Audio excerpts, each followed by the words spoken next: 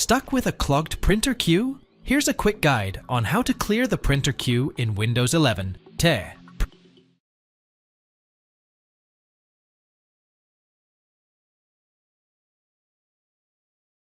Press Windows plus R keys together to open Run dialog box. Type services.msc in the Run box and hit the Enter key to open Services app. In the Services app, locate Print Spooler Service and right-click on it. Then, click Stop from the context menu as shown below. Once the printer spooler service is stopped, press Windows plus E keys together to open File Explorer. Then, copy and paste the below given path in the address bar of the File Explorer.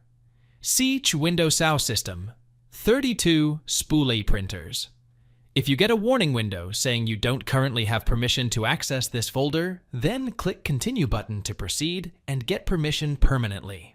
Once the folder is open, press Ctrl plus A keys together to select all the files in that folder. Then press Shift plus Delete keys together and hit Enter key to permanently delete all the files in the folder. Now you can see that this folder is completely empty. Now go back to Services app, locate Printer Spooler Service, and right-click on it.